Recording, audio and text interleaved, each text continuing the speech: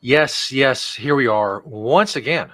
Of course, if you're watching this live, that means it is Wednesday at noon Eastern Time, which is always time for the High Noon Hemp Show. Welcome, one and all. Of course, I am Stoner Jesus, and he is Beach.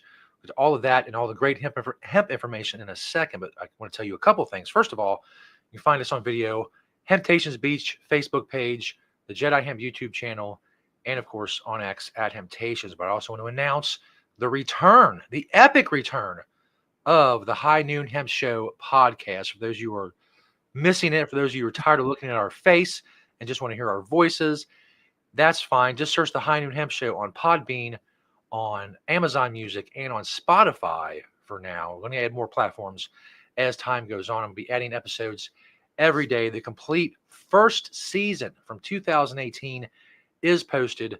Go check it out, and I'll be adding more episodes, as I said, all the time. So you can follow us from the beginning, because hemp information, we've been doing this for 6.5 years. You need to get it all, consume it all. So go check it out. Just search the High Noon Hemp Show on those podcast platforms, and you will find us now. Beach, we come to you, who loves hemp, clearly. How are things this week in the world of Temptations? Pretty good, other than being the editor that I am. I did notice that Hemptations is spelled wrong on one of those Spotify. Is it? It is. I think somehow an E was added to the end of Hemptations. So I saw that on the actual URL, the actual address. Yeah. It's temptationse.podbean.com. I did notice that. Interesting. I'm not sure. Okay, well, you fixed. Is what it is. We are out there for you to not look at us now again. That's right. So please enjoy that.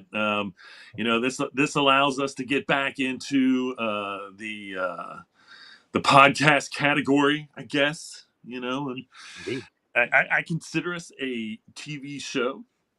I think I don't think a lot of podcasts, but I think some podcasts are now actually have video as well. Anyway, I don't know. I mean, like Joe Rogan's podcast is video too, right?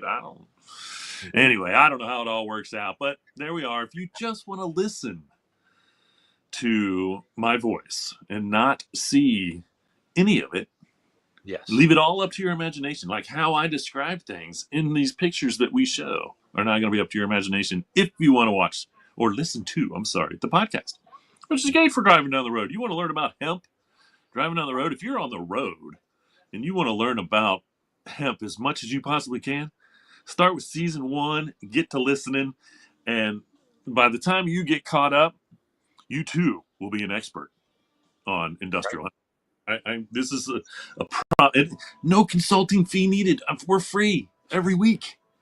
We're free every week. I give this stuff for free every week. Stoner, do you other than High Noon Hemp Show today, do you know what else today is? Besides the announcement of the podcast, is there something else big going on today, Beach? Well, do you know what today is? I think so, but I'm not 100% sure. Why don't you let me know in your own unique way what today is, Beach? Hemp Day! Still no T-shirts. We'll get the T-shirts out to you. Still no T-shirts. People are clamoring. I can tell you this, though. I really want to, and if I can figure out how, I really want to, replicate that old commercial live somehow, some way. So it's a project. If I can, find an office with people wearing hemp to film. I'm sure we can figure something out. So, also, folks, remember, the FDA has not evaluated this show for safety or efficacy. That's right. I've only said it like 500 times. No, 292. No, I think I added that maybe in season 4 or 5. Maybe I added the FDA disclaimer. I forget. I don't remember when. But if you go back and listen to the podcast, you'll know. Find out. And that also being said, as always, let's put our peace signs on our chests, on our hemp. I do on my hemp, and read the pledge. I pledge allegiance to the hemp fields of America and to the soil in which it is planted. One seed under the sun with responsibility, sustainability, and thrivability for all. That's why we're here, folks. Every Wednesday, high noon, for the High Noon Hemp Show. And we do a product spotlight. If you don't know, if you're new to the show, which is 4 from the store and 1 from my door. So let's do it. This week again, I have repeated my everything you're going to see on the product spotlight is available on eBay. Okay, so you can go to ERB. It's scrolling across the bottom of this screen right now. ERBSONOFMA, which is Herb Son of Ma, basically. That's the way to think of it. Son of Ma, which is, as you have been educated on before, kind of a play on words because ERB are my initials. Literally, all my life I have been Herb. I am the son of my mother, Ma. Not that I would ever be allowed to call her that when she was alive. She would not have liked that. But Ma is also the Chinese word for hemp. There you have it. So here is a hemp hoodlam. Hoodlam. And these are women's cuts. We have extra small, small, medium, and extra large. The only size I don't have in the store is a large or listed on eBay. So these are great shirts. And again, marked down hugely. So most of the hemp stuff that I am putting on eBay, I am marking down. I think this shirt was $34. Regularly, it's $34. On eBay, I want to say in the 20s, low 20s, possibly. I can't remember because I've been listing so much stuff that I should know. But hey, go to ERB Cinema on eBay.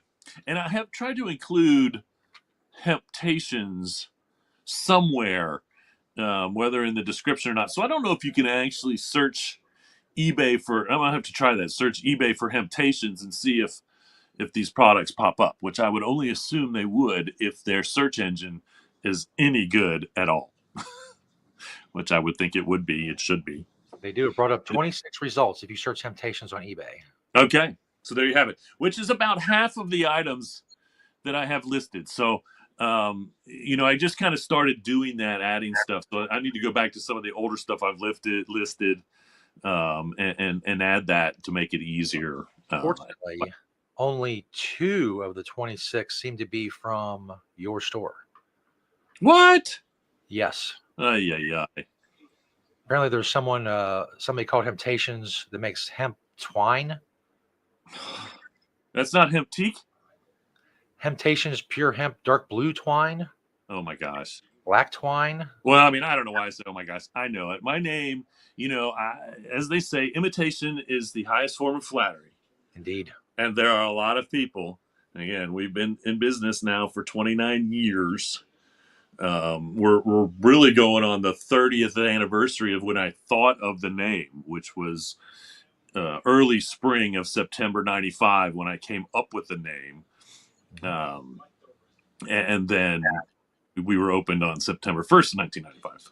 So, of course, there's so many people using my name because it's a great name. I mean, that's all I can say. I wish right now I had enough money to have a attorney on retainer to send out cease and desist letters. But it is what it is. Indeed. So, the next product are the Green Spring Technology pens. My next picture is, there we go. There we are. And so we've got all of the 3D printed trims. So gold trim, silver trim, black trim on there. And then there's the black trim injection molded one in the front, which is engraved with um, the leaf in the Hemptations name right there. Um, I suppose what I really should be doing from this point, this is what I'll do from now on, is go back and I'll try to put Hemptations in the actual title from here on out to get that first grab if we have to.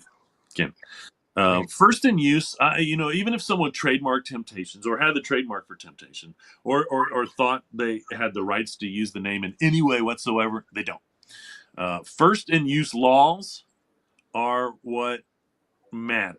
So all I have to do is walk into a courtroom, and I have this with a check from 1995 with our name on it to prove that we have been in existence. I mean, I have a lot of proof that we've been in existence since 1995. Yeah. And again, national advertising. Anyway, it doesn't matter. I used to get aggravated about it, but there's no reason to get aggravated. It's a great name. Again, if I had the resources to stop all these people that are illegally using my name, and they know it because they've gone to Hemptations.com. If you've named your product Hemptations, you've gone to see if Hemptations.com is available. Yeah. And you would clearly go to the website and see that we have been around forever. And we have our own brand name stuff.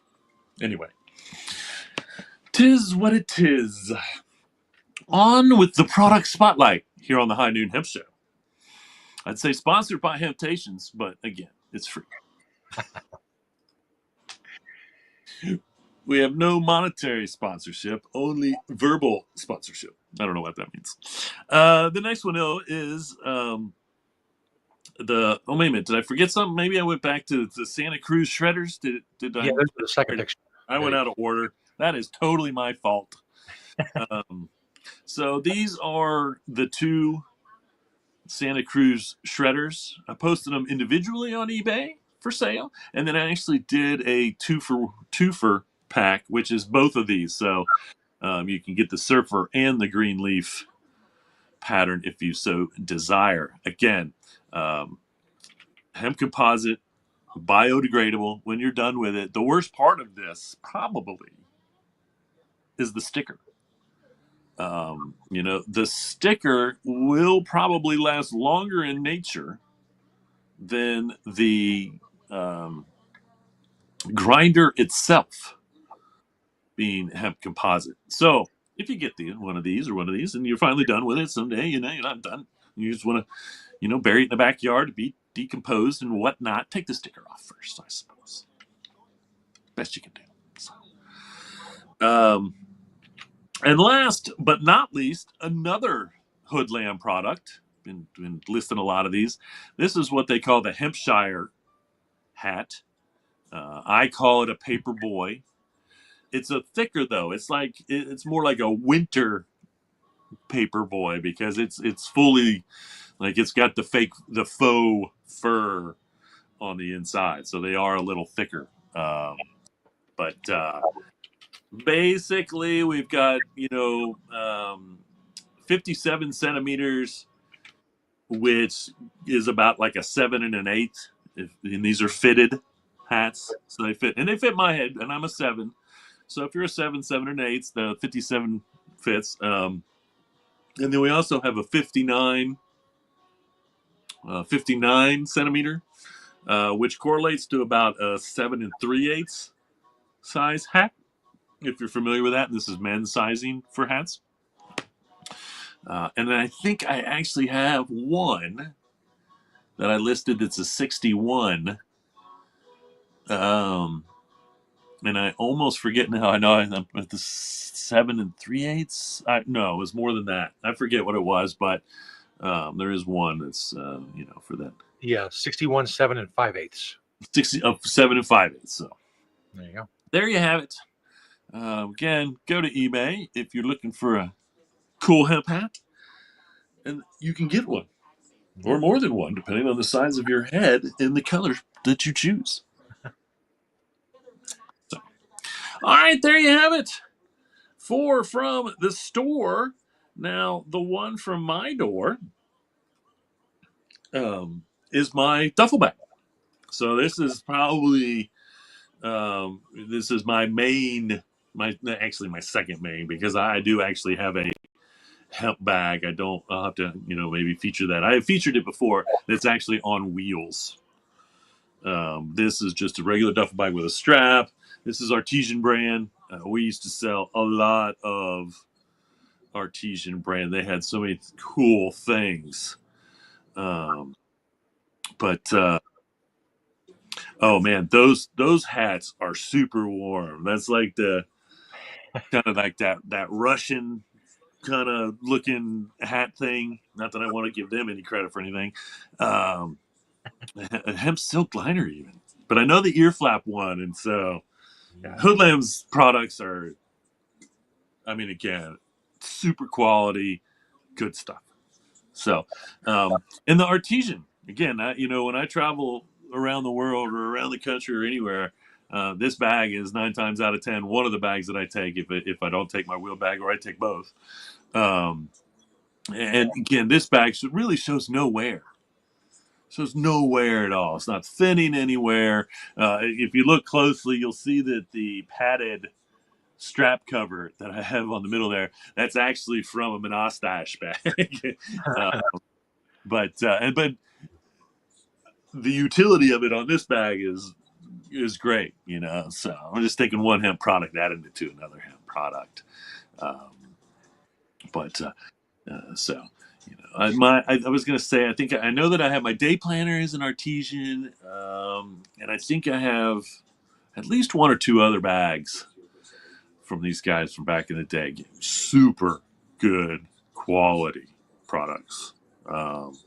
It was tough to see them kind of move out of the market. I don't believe they're still around, as far as I know, and I should double check that to see. I'll give that a look if the old Artesian hemp stuff is still around, because their bags were, my DOP kit, my traveling for my shampoo and soaps and whatever. That's a hanging zipper Artesian bag. So anyway, just all a part of the largest largest collection of hemp products on the planet. My personal collection of Indeed. hemp products. Challenge that if you will. As always. So, what is the absurd Guinness Book of World Records replacing us not getting into the Guinness Book of World Records again this week? Yes, of course, if you've been following the saga of Guinness World Records ignoring all of the hemp records that Beach has set and currently holds, I did go to the Guinness World Records Twitter today to look for something silly, but actually they had something quite interesting. Let's check it out. It's kind of cut off a little bit there, but basically 2,203 solar lights in India. And it says, talk about the impact they have on the environment and for disadvantaged people in India, being able to use these solar lights. And it's the world's biggest solar light display. It says sunrise in their language. But it made me think, if they're so worried about the environment and things like that, why they continuously ignore hemp and Beach's hemp records? I don't know. But they do think about the environment sometimes, as proven here, just not when it comes to hemp. I did look on their website for any mentions of hemp, and they do mention hemp being one of the oldest plants in use on the planet. But that was an article from like 2003. But since then, they really haven't worried about it too much. Maybe we'll get them to see and recognize what Beach has done and the records that Beach has set and hold. But then again, maybe we won't. It remains to be seen. Anyway, all of that, of course, brings us to the chronicling of just a piece of the massive amount of stuff, hemp stuff, that Beach has. Is the beachwear segment. Almost 300 different outfits, if you can believe that. And today is another one. Let's check it out. When I asked Beach one simple question, what are you wearing, Beach? That's right, if you're curious. You'd like to know. What out of the 7 days this week that you've worn hemp head to toe, what is it today? That's right. Now you will know today. My hat is actually Prana. Prana, big in the fashion world. Prana. I have Prana shorts, Prana hat, and Prana likes their hemp. So support them. Go to their website and just I tend to go to these places like Prana, Patagonia, Orvis, these big companies, and just put hemp in the search and just see how many they have, and go from there. Support the industry that way. Support the clothing industry that way. We really need to do that. Um, Underneath it all, my long sleeve is a Two Jupiters long sleeve. I haven't seen Two Jupiter stuff in a while, but I have quite a bit of their long sleeves and hoodies. And their hoodies are, I truly believe that the Two Jupiters hoodies that I have could easily be inherited by my great grandchildren. I mean, I really feel like Nice. 100 years from now, these hoodies will be just as in good a shape as they are now, because they're so well made. Um, how about no, on top of that is a Hemp Company short sleeve button down. This is actually embroidered with local skate park was the skate park that I owned here in Cincinnati for a while, until we unfortunately had to close it due to COVID. And it breaks my heart. Um, Either way, the one thing I will say about a Hemp Company shirt is it takes about 5 years of wearing one for every day before it will become a shirt you can no longer wear. And the reason I say this, and this has been tested, and I will have to actually verify the time period, but my younger brother wore a long sleeve black Hemp Company shirt for years. I mean, when it was done, I think it was sleeveless. I mean, it was barely hanging on. I really wonder if he honestly still has it. I don't think he does. I think he finally got rid of it. But he wore it all through high school and I believe into his college days. And I'm not just talking about once a week. I mean, every day he wore this shirt. And I will, next conversation I have with him, I'm going to bring it up because I had really forgotten about it. And I really hope that he still has it. I mean, I would love to know that he still has this shirt. Um, but, it took years of literally, if not every day, every other day. So, I mean, I would say, um, this is a high schooler. Okay, that I'm talking about here. This is not an older adult who would hang the shirt back up and then put it. I mean, you know, uh, my stepmom had to wash this shirt like every 3 days. I'm not kidding about this. So the quality of the Hemp Company stuff is insane, and I'm going to be getting. I've got a short sleeve listed on eBay now. I'm going to get all of the Hemp Company shirts that I have in stock listed on eBay within a couple weeks. Especially the short sleeves with spring coming. I should have had the long sleeves last year. My pants, those are INI pants, hemp pants, cargo pants, um, worn all over India, and I loved it. My pen in my pocket, as always. It's one of those green spring technology pens seen earlier on the product spotlight. But I carry one of those with me just about everywhere I go every day if I have a pocket. Underneath it all is a pair of Satori boxer briefs. My socks are also Satori. And then the shoes are old. One of the not no, actually one of my newer pairs of Adidas shell toes. So there you have it. If you're curious, what are you wearing, Beach? now you will know. Here's another Guinness Book of World Records for hemp before I go forward and forget. But the Chinese should hold the record for the oldest form of papermaking in the world. Because, it is true. That is the history of it. When paper making was invaded, okay, not paper use, which would be more like using papyrus, okay, which is just a solid piece of plant material, but making paper by taking hemp stalk and making a slurry kind of and spreading it out and letting it dry. That the Chinese did that around 2,000 years ago. That is the history. That's the documented history. It's definitely not the history that the wood pulp paper people want you to know about. Say that 5 times fast if you can. I had trouble with it just saying it slow once. But yeah, the wood paper pulp, they don't want you to know that for 2,000 years, the majority of paper was made out of hemp.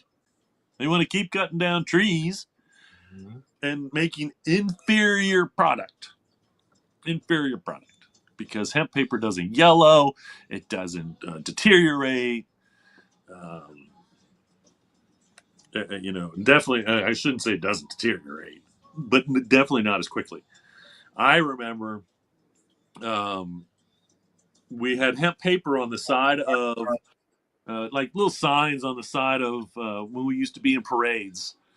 And actually, we spelled out, I think, the USS Temptations on the side of the boat and used it on the parade. And it rained on that paper, and it had no effect on it. It had no effect on it. Wow. And it wasn't like a heavy rain. Again, it wasn't a torrential pour down, but the paper got rained on, hanging on the side of the boat. And really, you couldn't even tell.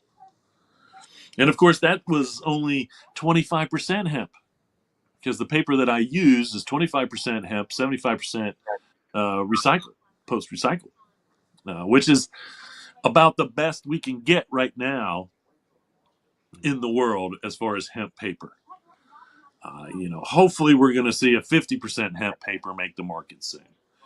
And then eventually get back to an 100% hemp paper that is comparable in price and feel. That poundage is what you look for. And we can stop cutting down trees for paper. There you have it.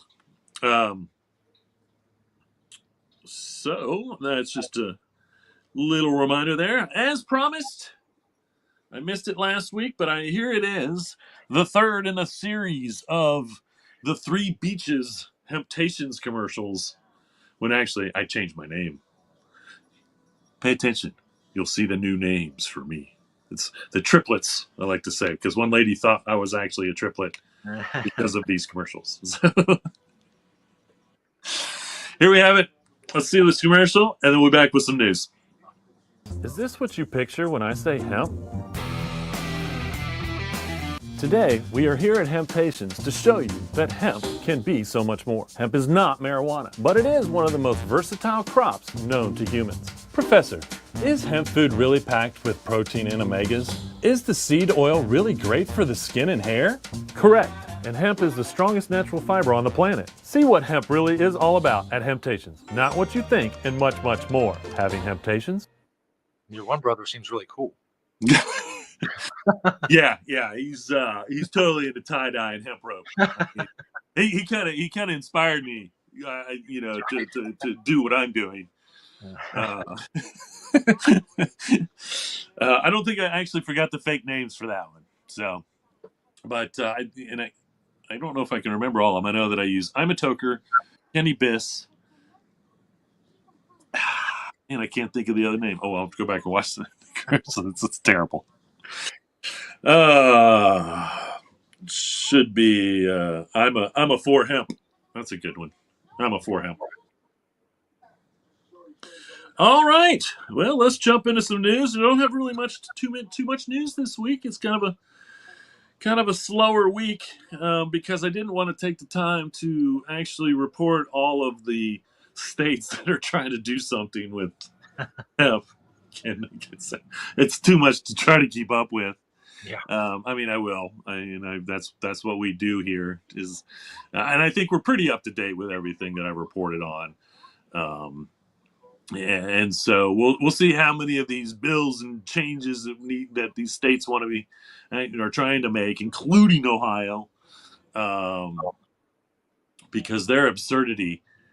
Not only do they want to make illegal changes to the definition of industrial hemp, so they're trying to really change the definition of industrial hemp in the state of Ohio through their bill. But what they're really doing is going against the will of the people for the legalization bill that they passed, that the state passed. 58% of Ohioans voted for this bill, and now they're trying to change the verbiage and put things on it.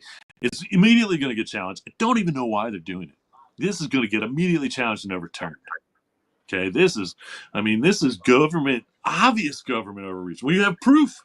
58% of the Ohio citizens, and it's not a bipartisan thing. I don't know why.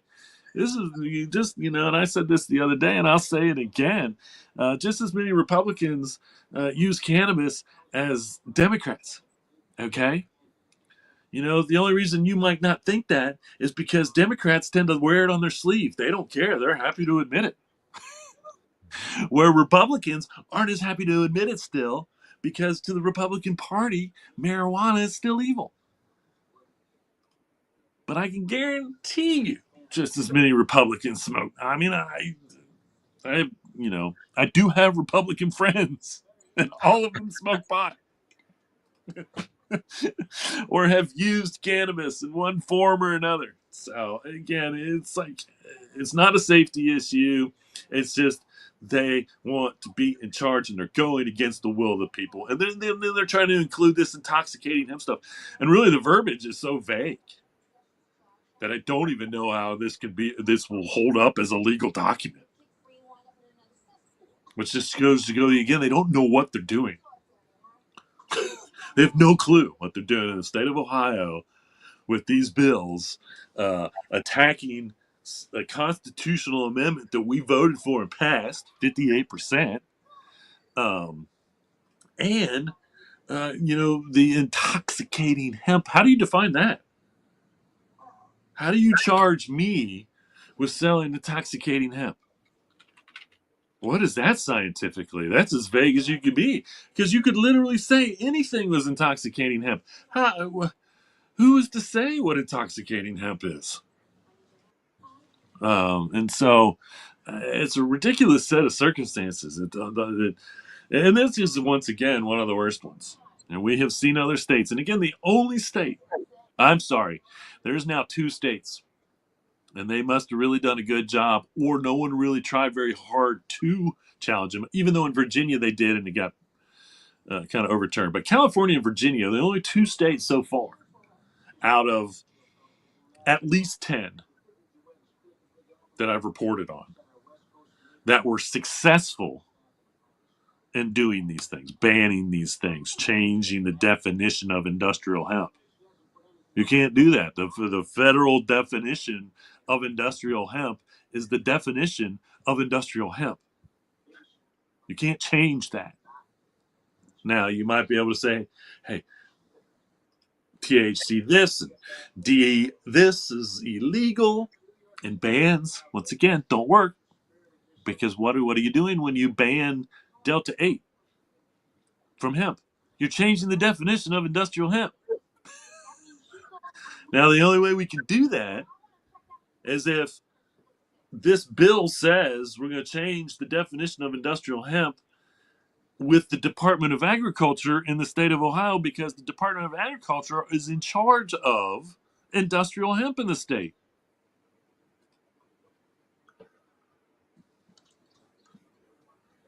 I just need to stop. Okay? And again, a lot of this, and this in Ohio, it's not. In Ohio, it is just an anti-cannabis mentality from those high above. The ones sitting in the important seats don't like cannabis. Okay? If they didn't like basketball, would they try to make basketball illegal? I mean, I get it. It's a little different. It's apples and oranges, Beach. You know? But it's all still old school cronyism mentality that cannabis is bad. And inducing or taking in cannabis, ingesting cannabis. You know? Which is another bill I saw somewhere. I looked into this further, and it might actually. I don't think it was Ohio, but one of the states is trying to make it illegal to ingest cannabis. Now, maybe they say marijuana. If they say hemp, then you can't eat hemp food. You have to go to every grocery store in the state and take the hemp food that's in every grocery store in the state and say it's illegal and take it off the shelves. The DEA tried that 25 years ago and failed. The DEA tried that 25 years ago and failed. So why would any state think they could do it? And again, it's because of the ignorance around their definition of these products. Okay? So they look at CBD and THC edibles and they say, oh, we can get that from hemp, but we got to make that illegal. So you can't eat hemp anymore. Because that's what the bill said. No edibles. No tincture. That's technically ingesting the product. Okay. No hemp hearts, nothing. All right. And even if they say intoxicating hemp, what they don't, you have to be specific. You have to, the only way even closely to make this even legitimate, in my opinion, lawfully, because intoxicating hemp is such a generic term. But let's just say the rumor gets out that eating hemp seeds, all it would take is a stupid rumor to get out that if you eat enough hemp hearts, you get high, which is 100% lie. There is 0.0000000% THC in the hemp seed. It's a tiny parts per million. Okay, but if it just gets on it all of a sudden, because that's all they're going on with the definition of intoxicating hemp now. And so, people say the rumor out there is that people feel the effects of these things. Okay, so now all of a sudden they're intoxicating hemp, and that's all they're going on. Okay, there's no science to say they're unsafe or safe. No science. No science. Just rumors, and speculation, and assumptions. What kind of free system is that? Terrible. So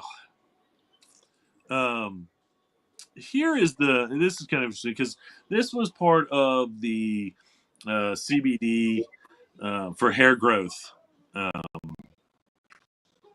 I talked about, I think, a week or two ago, which showed, again, that everyone that used CBD for hair growth increased the amount of hair grown.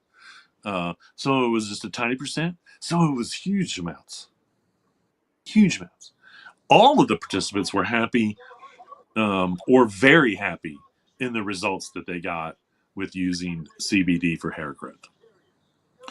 And this is, I talk a lot about the endocannabinoid system. This is kind of interesting, and I want to do some more research, but I need to check this timeline, because according to this study, they said the endocannabinoid system was discovered in the 1990s. Is a system involved with maintaining cellular homeostasis by downregulating the damaging inflammatory responses and upregulating regenerative processes. Okay, so fighting inflammation, um, giving you again regenerative processes. I mean, that sounds pretty good. I mean, as far as I thought, the only organ in our body, regenerative is the liver. I think it is. But if it's upregulating regenerative processes, that's got to be a good thing. And so, I think that we know that the endocannabinoid system, okay, it was discovered in 1990, still wasn't added to the teachings of the medical schools. I'm going to do some research, and I believe I'm going to find out that we've known about the endocannabinoid receptor system before now. So, or before the 1990s. We'll see. We'll see. And in fact, I'm almost sure of it, because I've read some books that were some cannabis books written in I'm sure they were written in the 80s. But we'll see what I can find out when it comes to that timeline. Either way, it needs to become a major focus in all medical schools. And, I do think that once the federal government changes the scheduling or takes it off the controlled substance list, which they should do, then we're definitely going to see a lot more study into this. And I think we're going to see a lot more people, a lot more doctors and nurses go into cannabis as a specific field, because there is so much room for its growth and what it can do for the human body. We're going to have all of these studies, and the pharmaceutical companies hate this. Okay. Doctors right now are not really too happy about it. Okay. Smart doctors are getting, they get licensed if you need it in your state. They are getting involved in it in their state, because this is a future of medicine that they can either get on board with, or they can stay away from, and let everyone else, that all the other medical field people, um, be involved. And again, it's okay. Old school cronies is, marijuana, that's not a medicine, blah, blah, blah. Okay, they don't want to take the time to find out. They're going to get replaced. Okay, the doctor that replaces them will be wholeheartedly on board with cannabis as a medicine. And this is all going to, again, we still need to change the federal laws, because until then, no.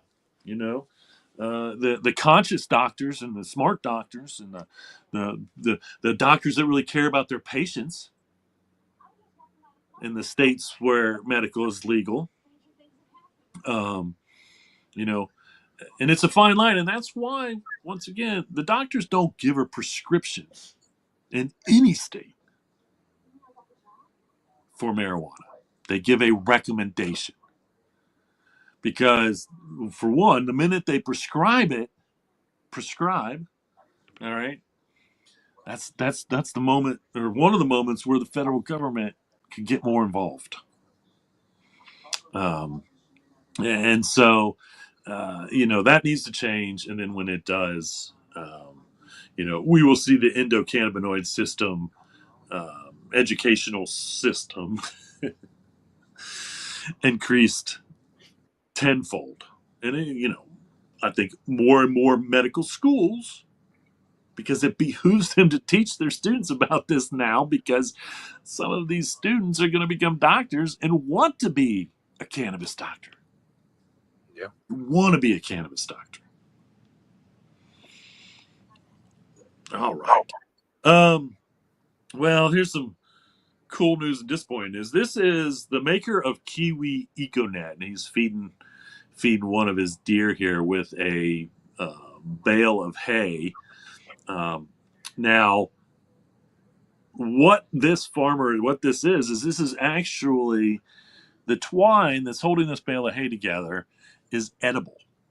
Okay. Now, unfortunately, it's not made out of hemp, which is where he started with the Kiwi EcoNet. But he decided to drop the hemp because this is in New Zealand. Sorry, I didn't preface this with that, but in New Zealand. He didn't want to use hemp because he wants to market to the United States, and hemp is not an approved livestock feed. And so, other than laying chicken hens, egg laying hens, you can now feed them hemp, and they need all the help they can get, and they're dying by the millions.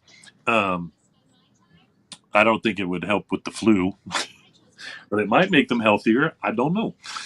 Anyway, but he scrapped the idea of using hemp because you can't feed hemp to the livestock, and so now he's using jute, which is just.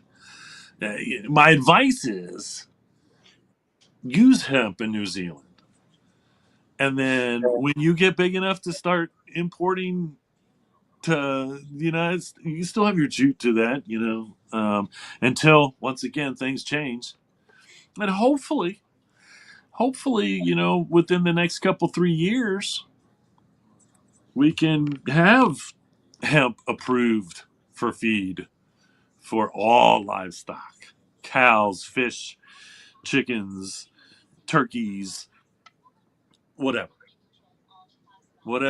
livestock, what the definition of livestock is. And so, like I said, the FDA has approved hemp feed for egg laying hens. And I know that the study is being done right now for farmed fish. So I think that's probably going to be the next approval. But we're probably a year out from that, at least, from when that actual study showed. And I don't know that an official study of feeding hemp grain to cattle has even started. I don't know. It's a heck of a process. It takes a year or two to collect the data. And I know with the egg laying one, the FDA sent them back twice to gather more data, more specific data. But once they did that, the FDA said, "No, I would like to see this." They got it. And then the FDA said, "Well, we might like still see this," and they got it. And eventually, everything was pushed through. So, that is another big day for hemp grain and hemp grain farming in the United States. Because I would think, as a farmer, growing a highly efficient grain to feed your cattle would be a priority, and it would be cheap as well. So here is a picture of the Kon-Tiki expedition raft. Now, this raft they built this raft, I believe, about 40 years ago, and it was built to travel. It was a seaworthy worthy boat. It was out on the out on the ocean, One of them. Now, I think it was in South America, which makes this interesting only because hemp was not grown in South America at the time. But they were saying that they wanted to be as realistic as possible when they built this. But they all the rigging is hemp. And again, they took this thing 40 days out into, it survived seriously rough waters. Um, Everyone survived except for the parrot. They had a parrot with them, and the parrot in one of the storms got washed overboard.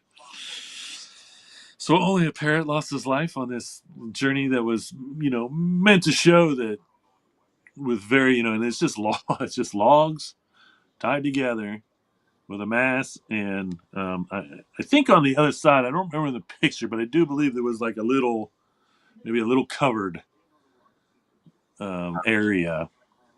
But it was, again, just meant to show how it was done. Possibly 1,000 years ago, 2,000 years ago, when the indigenous people. And it's just kind of neat that they used hemp, but I do have to question the authenticity of whether hemp actually existed where, it was. And again, hemp is not indigenous to the Americas. It was not growing anywhere in the Americas until the Europeans got here. Which is kind of interesting because I'm almost surprised that it did not come over even from Russia, possibly, and then actually make its way down through Alaska, what we call Alaska and Canada, 10,000 years ago. Maybe I want to say 9,000 years ago or 8,000 years ago, because the Chinese were using hemp. And we don't know the history. I don't know the documented history, and I have to look this up. But the Russians, they love their hemp. Ukraine grows a lot of hemp. And so, how that worked its way from the Fertile Crescent, which is where we trace it from. It came down from the Tibetan Plateau, became an agrarian crop about 10,000 years ago when humanity was becoming agrarians or farmers. And it's one of the first. And that's why the Guinness Book of World Records has it probably as one of the first, if not, we could make a claim that it was the first agriculturally grown crop in the world. I don't want to say the world, because I'm sure there were agrarians around the world before that. This is when agrarianism or farming was really on hand. And we know the history of it, and we have the evidence of it. We've found 10,000-year-old hemp. It's documented. We have it. It exists. And the fact that we found 10,000-year-old hemp and rope material shows you how good it is, for one thing, because it survived for 10,000 years. But we know it was one of the first crops. And then again, you see India 5,000 years ago, documented history of hemp being one of the sacred grains. You see in China 5,000 years ago, hemp being one of the most prolific crops that the Chinese grow. And then again, it doesn't make it to the Americas until about 300 years ago, 400 years ago, 300 years ago or so, 400 years maybe. And so, just like tobacco, it was brought here. Tobacco was brought here. Although there might be some native tobacco. I have to look that up, but I don't know about that. Most of the tobacco came from the islands and then found its way up into the Americas. Dun-da-da!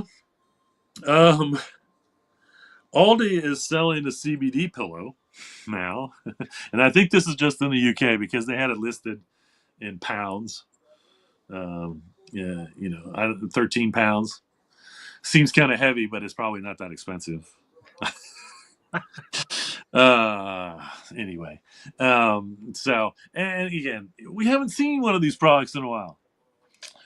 You go back and you listen to the podcast from the first season, and you will probably hear me mention a lot of what I would have called suspect CBD products. CBD in a bracelet, CBD in clothing, CBD in pillows. Okay. And those products were only, like out there. I'm sure they still all exist, but they are not being marketed. They're not being marketed like they were, right after, the real CBD boom, right when I should say the real CBD boom was happening. Because they were literally putting CBD in everything. My opinion is I don't think that you can breathe in CBD and get the benefits. Scientifically, it's not logical in my brain. Okay, maybe I'm wrong. Maybe somebody can prove me wrong on this. Okay, so the CBD on the pillow is really topical. So again, you got your head resting on the pillow. You're not ingesting any of that CBD. Okay, and topically, it doesn't get into the blood system. So yeah, it might make you feel younger, get rid of some wrinkles with its anti-inflammational properties while you're sleeping in your face. But science tells me that that CBD is not going to make it into the internal system, so it's not really going to work as a sleep aid the way CBD works as a sleep aid. You have to get it into the blood system, tincture, gummy, those two main ways. You can vape and smoke, obviously, if you want to do that. And then it goes to what? The endocannabinoid receptor system. All right. Gets there through the blood system. And then the brain says, all right, what is it? CB1, CB2 receptors, where's it got to go? Does it stay in the brain? Calm the brain? Get better sleep? That's how it works. Okay. And again, I'm not giving you medical advice. I'm telling you that a third of our customers use CBD for sleep, and that's the only way it can work. I mean, that's the science of it. And it may be medical science, but again, I am not a doctor. I just understand science and how the body works, and I understand homeostasis. The goal of homeostasis is for the human body to be running at peak efficiency with little need from any extra non-natural products.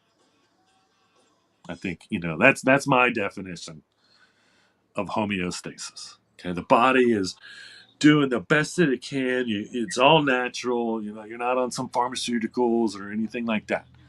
Now, I'm not saying that for certain people, for their bodies to be in the best homeostasis or in a homeostasis, which is the goal, you may have to be on those things. But the goal naturally is to reduce anything that's not natural, and that your body is healthy and thriving. And, and that's all the things, whether you're dehydrated, healthy skin, healthy hair, healthy nails, just energy, all those things. Okay. When you're in homeostasis, when the human body's in homeostasis, all those are good. And they don't have to be great, it's good. And that's the healthy way. Everyone. And again, the Western medical world does not want you to know this. The Eastern medical world is based on this. The Western medical world doesn't want you to know this. Okay? They don't even want you to know what homeostasis is. Because once again, it's a natural idea to being healthy. It's the idea that once again, when the body is in homeostasis, it's in its best form naturally. Removing unnatural things to achieve homeostasis is the goal and should be the goal for every human. Cannabis is a natural product that can help with homeostasis on so many different levels. So many different levels. Well, sad news from Adidas, I guess, but I've talked a lot about how Nike now uses hemp as a colorway. Yes, they use hemp as a material, and I have hemp Nike shoes, and they still every once in a while release a shoe that has hemp or part of it is made out of hemp material, but they tend to use hemp as a colorway description more than the normal. Honestly, the popularity of hemp color must be great with Nike because they use that as a description a lot. Well, Adidas, and again, I think the only thing that really upsets me about this is Adidas is releasing a shoe, and I didn't show a picture, and I guess I should have because it would preface why it's even doubly bad. But Adidas is going to replace a shoe that is using hemp as a colorway, and it's just like it's really like it's like Bejeweled. And it's got jewel. It's not totally Bejeweled, and it's supposed to be like, and I forget the famous person who's collaborating with Adidas to make this shoe, but it's got like little jewels going down the side, and it's got jewels on the tongue. So it's got this, the old school Adidas tongue that used to come with a lot. Used to be a little more standard with their true soccer shoes. That flap over tongue. Now that flap over tongue is it's a natural hemp colored tongue with these jewels going down it, but they're calling it a hemp colorway, and to me that's really sad because hemp or Adidas makes more hemp shoes than any other company. There's no doubt in my mind that Adidas has made more hemp shoes than anybody else on the planet. I give Adidas, and so to see them move over to this using hemp as a colorway, not a material description, it's a terrible, terrible idea. It's a terrible idea, Adidas. Stop with this one and don't do it again. Or put some freaking hemp in the shoes you've got. you got Adidas has to have warehouses full of hemp material. And they definitely know how to source it if they don't. And so at least make part of the shoe out of hemp. But don't make a leather shoe and call it hemp color. It's like, that is just, it's ridiculous. It's so stupid. It's so stupid. They couldn't be any further from each other on the world spectrum of products. I mean, leather products to someone who likes hemp is like, no. Again, I have not bought or had a leather product 30 years. It was definitely like probably, well, yeah, very young. Last time I bought a leather product. And to me, people that wear leather would look at hemp as some hippy dippy material that would in no way be cool with their leather look. And so, again, it's not only is it misleading, But it's really just promoting hemp in a terrible way. In a terrible way. There aren't too many plants that I suppose have their own distinct. And again, the funny thing about using hemp as a colorway is um, it's not always exactly the same. It's probably 90% of the time natural, what we call natural. This is the natural color of hemp, which is kind of a light golden color, light brown, very, very light brown, if you want to say that. But it's not always, it's not a unified color. I don't really think that it's a unified color. I have different natural colored hemp material clothing that definitely has a different color natural to it. So it's a varied color, and for a description, it's a terrible idea. All right, I'm going to leave you with this. I found this. This is kind of fun. This is a piece of Vanguard hemp paper. And again, you can really see the cool watermark with the leaf, Vanguard and the leaf. This may have been the first hemp paper that we had in the stores way back in the day. Now, Vanguard hemp I don't think they lasted too long. And if they're still around, I'm going to look into them, see, because that's awesome. But, I think this was a very limited special hemp paper. And I don't know the breakdown. I don't believe that I would not guess that it was 100% hemp. I just think it has a really cool watermark, one way or another. According to Google, Vanguard Hemp sells soap at Walmart. Try Vanguard hemp paper and just see if anything pops up. But interesting. Okay, so there you have it. No, nothing comes up on Google.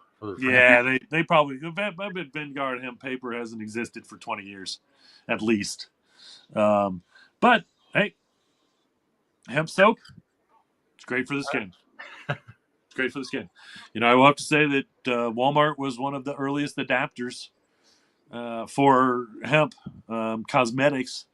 They've been carrying Hemp Z lotion probably, I would guess, almost 15, 20 years. Again, shortly after the HIA, the Hemp Industry Association, sued the DEA about the hemp food thing. We won that battle, and that created the source code that said if it comes from hemp, it's hemp. If it comes from marijuana, it's marijuana. Shortly after that, I spotted Hemp Z on the shelves at Walmart, and that's when it really kind of broke open with all the hemp-based cosmetics, which is great for your skin: shampoo, conditioner, soaps, lotions, lip balm. All of that is equal to, if not better, than anything on the shelf. Shave cream. Don't forget shave cream, because I use the hemp shave cream. All right, let's get on to some events and get everybody on their way. So March 21st through the 23rd, this hemp building event, and we'll leave this up here for a minute. This is probably the premier hempcrete builder in the world. I don't know of anyone that could probably, and again, if you work with hempcrete, you can prove me wrong. It says on here that Sergey has been involved in over 100 hempcrete projects around the world. I don't want to speak out of turn, but I do believe he's Ukrainian. I think a lot of the stuff that I have seen him do is definitely over in Europe. But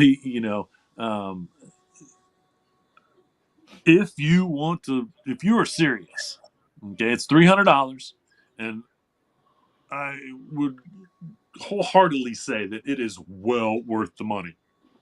Honestly, to be taught by and shown by one of the best, if not the best. He knows more about building with hempcrete, I guarantee you, than just about anybody. I'm not saying there are people who know as much as him, but I would find it very hard to believe. So if you really want to learn from the world's best, not just the United States, he's not the United States best, he's the world's best. Okay. Hey, Guinness Book of World Records. You got a record for this guy? Anybody else build 100 different hempcrete projects in the world? I doubt it. So I'm giving this record to him. He's setting the record every time he's involved with another hempcrete project. And so, learning from the most experienced. Maybe he's not the best, but learning from the most experienced is better than learning from the best. Okay? Because the best might mean that they're best at this thing, or they've done this thing and it was great, or whatever. But this guy has been involved in 100 different projects. So he's seen all these different architectural forms to work with as well. So once again, and this is coming up, and I'm sorry I just learned about this, give you more heads up. It's happening in Colorado, and again, in that bottom corner down there, if you can zoom in on it or take a screenshot, that's all the information. And so there you go. There's a little better look at it. If you're anywhere, well worth traveling, I'm sure of it. You put this on your hempcrete resume, and you're moving on up. So, I highly encourage anyone that's interested in hempcrete building to go. April 10th through the 12th, of course, you got NOCO at Estes Park, Colorado. Again, you can go to NOCO Hemp Expo and get more information on that one. July 9th through the 11th is the Hemp Beverage Expo in Atlanta, Georgia. And hemp beverages are all the rage. Yeah. And of course, not only are they all the rage with consumers, but they're all the rage with the politicians. So we're seeing, it's kind of involved in all that. So it might be a good place to learn more and possibly even learn more about the laws in your state or how all that's happening, because they're so ridiculous. So ridiculous. July 25th through the 27th, you got the Stargazers Cannabis Festival right here in the middle of Ohio, Waverly, Ohio. For sure, we know about a hempcrete workshop that's going to happen there. So once again, come enjoy some music and camping and like-minded cannabis lovers everywhere. And I am working on, I'm just going to do my best, working on actually doing a hemp paper making workshop myself. So I'm gonna do everything in my possible powers to make that happen. We'll see how it goes. And then in the fall, here's another October 3rd through the 5th. You have the Hemp Building Symposium being put on by the Lower Sioux Indian community out in Minnesota. Again, these are hands-on users of hemp. They're growing the hemp, they're making the crete, and they're building houses in their community already completed out of hempcrete. And so again, these are experienced hempcrete builders in their own right. And again, this to me is worth it if you are going to try to control the entire supply line, because that's what they're doing. They're growing the hemp, they're making the hemp, they're building the houses, all in their community. So they have control over 100% of the supply line, except for maybe the lime. I don't know if they can. They obviously may have to import, so to speak, the lime to the community. But other than that, they pretty much, I'd say, control 90% of the supply line. So, and that's what they're doing. They're growing, they're processing, they're building. And again, this shows the environmental impact on being able to grow or to build homes locally. Okay. I am going to, and I promise you, within a week, release my state of the hemp address.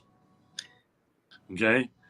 This state of the hemp address will cover how, not that, again, I'm a one world person, but if we're going to be in this, I'm a realist.